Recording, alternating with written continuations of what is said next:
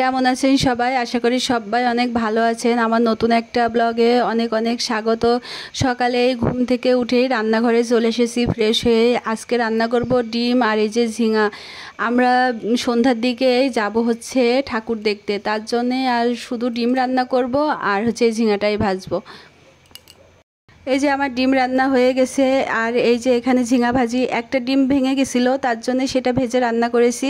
আর সারাদিন তেমন কোনো ভিডিও করিনি, আবার বিকাল 5টা থেকে ভিডিওটি শুরু করছি। এই যে রেডি হয়ে নিয়েছি আমি আর আমার মেয়ে আর আপনাদের দাদা ভাই যাব হচ্ছে আমরা যশোরে কালী পূজা দেখতে। আর দেখছেন আমার শাশুড়ি কিন্তু পাশে বসে আছে। তো আমরা স্টেশনে চলে এসেছি, আর আপনাদের দাদা তো ওই যে নিচেই রয়েছে, ও হচ্ছে ভ্যানের টাকা দিচ্ছে। তারপরে এই যে আমরা স্টেশনের উপরেই দাঁড়িয়ে আছি আমি আর আমার মেয়ে। আমি কিন্তু কখনোই যশোরে কালী পূজা দেখিনি, এই প্রথমবারই দেখব।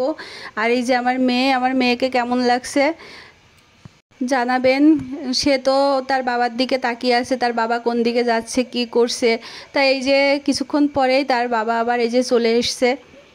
আর বারবার আমাকে বলছে, মা বাবা কোথায় গেল, বাবা কোথায় গেল। আসলে বাবা বলতে মেয়েরা না অন্ধ, মেয়েরা বাবা ভক্ত হয়। তো এই যে আপনাদের দাদাভাই টিকিট নিচ্ছে, আর আমি কিন্তু একদম অফিস রুমের ভেতরে বসে আছি। আর এই যে কিছুক্ষণ পরে আমাদের ট্রেন চলে এসেছে, এই ট্রেনেই যাব হচ্ছে আমরা যশোরে কালী পূজা দেখতে। আপনারা কে কে যশোরে কালী পূজা দেখছেন অবশ্যই কিন্তু কমেন্টে জানাবেন। আর কার কার ট্রেন জার্নি ভালো লাগে সেটাও কিন্তু জানাবেন। আমার কিন্তু ট্রেন জার্নি করতে খুব ভালো লাগে।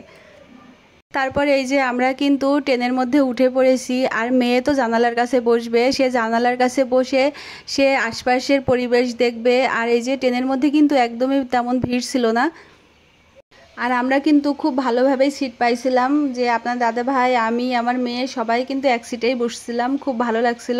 অন্য টাইমে আসলে কি হয়, অনেকবারই আসছি মানে একজন এক দিকে বসে সিট পড়ে, আর এবার কিন্তু পাশাপাশি সব সিট পড়ছে।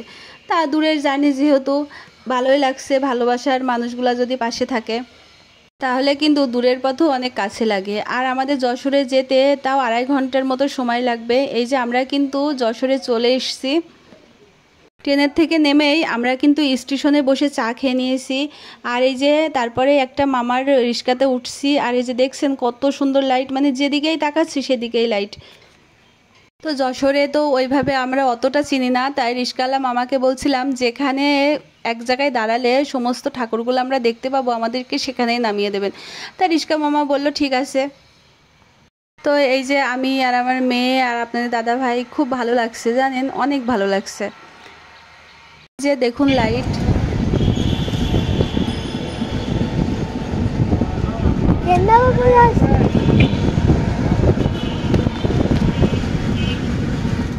আমরা রিক্সা থেকে নেমেই প্রথমে আসছিলাম এই মন্দিরে। এটা কালী মন্দির, তার পাশে আছে হচ্ছে রাধাকৃষ্ণ মন্দির। তো এই মন্দিরে আমরা বেশ কিছুক্ষণ সময় কাটালাম, এখানে প্রণাম করলাম, প্রসাদ নিলাম। তারপরেই আমরা চলে আসলাম সাইডে যে দোকান বসছে সেখানে। আমার তো খুবই ইচ্ছা ছিল একটা গোপাল নেওয়া, তো কিন্তু গোপাল এক পিসই ছিল, আর দামটাও কিন্তু অনেক বেশি বলছিল। সেই গোপালটা আমি ভিডিও করতে পারিনি, আমার অত খেয়াল নেই, আসলে অতটা তো খেয়াল করা যায় না। এক পিসি গোপাল ছিল, কিন্তু ভাবছিলাম আরও যদি কয়টা থাকতো তাহলে দেখে নিতে পারতাম। আর গোপালের দামও চাচ্ছিল অনেক বেশি। আমি যেটা পছন্দ করছিলাম তেমনটাই ছিল, কিন্তু দাম চাচ্ছিল 4,000 টাকা। এজন্যে আর কি নিইনি, ভাবলাম যে আর একটা দুইটা দোকান ঘুরে হয়তো বা নেব, কিন্তু আমরা তো জানি না যে কোথায় কেমন দোকান বসছে। এই জন্যে পরে মন্দিরের দোকান পাইনি ওইভাবে, মানে গোপালের দোকান ওইভাবে পাইনি। তারপর চলে আসলাম আর একটা মন্দিরে। এখানে ঠাকুরগুলো না অনেক ছোট ছোট, কিন্তু ঠাকুর ছোট হলে কি হবে, কিন্তু এখানে প্রচুর পরিমাণে লাইটের ব্যবস্থা, প্রচুর পরিমাণে গান বাজছে। আমি তো গানগুলা দিতে পারছি না, দিলেই তো কপিরাইট চলে আসবে। আর এই যে দেখুন প্রচুর লাইট, প্রচুর লাইট। আর আমি তো ওইভাবে কোনোটাই ভিডিও করতে পারিনি, যেইটুকু অল্প অল্প করেছি সেটাই আপনাদের সাথে শেয়ার করছি। আমাদের এখানে যেমন বড় করে প্রতিমা তৈরি করা হয়, এমন বড় প্রতিমা আমি কোথাও দেখিনি। যেখানে দেখেছি সবই ছোট ছোট প্রতিমা, কিন্তু প্রচুর লাইট, প্রচুর ডেকোরেশন, প্রচুর মানে লাইট। আমি পুরাটা তো ভিডিও করতে পারিনি।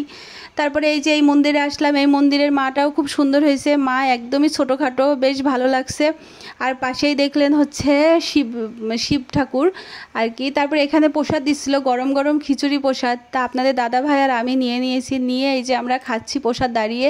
প্রচুর মানুষ খাচ্ছে এখানে, যারা যারা আছে সবাই প্রসাদ খাচ্ছে, আর আমরাও কিন্তু দাঁড়িয়ে দাঁড়িয়ে প্রসাদ খাচ্ছি।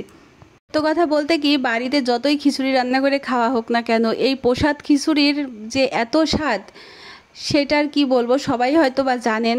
এই জন্য আমরা আর মিস করলাম না, আমরাও প্রসাদ নিলাম। তারপরে প্রসাদ খেয়ে আবার চলে আসলাম আর একটা প্যান্ডেলে।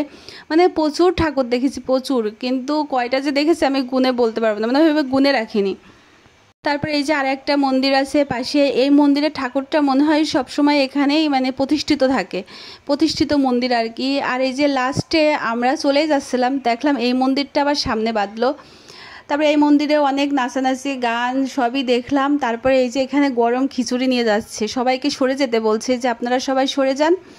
তারপরে হচ্ছে ওখান থেকে খিচুড়ি প্রসাদ নিলাম, কিন্তু ওখানে খিচুড়ি প্রসাদটা নিয়ে আমরা খেতে পারিনি, এত পরিমাণে গরম। আর আমাদের ট্রেনেরও টাইম হয়ে যাচ্ছিল, আমরা কিন্তু ওই খিচুড়ি প্রসাদ নিয়েই স্টেশনে চলে এসেছি। আর খিচুড়ি প্রসাদটা কিন্তু ভীষণ ভালো ছিল। তারপরে এই যে আমাদের ট্রেনও চলে এসছে, আমরা এখনই ট্রেনে উঠে পড়বো। আর আমাদের বাড়ি পৌঁছাতে পৌঁছাতে 1টা বেজে গেছিলো রাত। সব মিলিয়ে একটা কথাই বলবো, আজকের দিন রাত দুইটাই অনেক ভালো কাটলো। তো ভিডিওটি আর বড় করবো না, সবাই ভালো থাকবেন, আজকের মতো সবাইকে টাটা।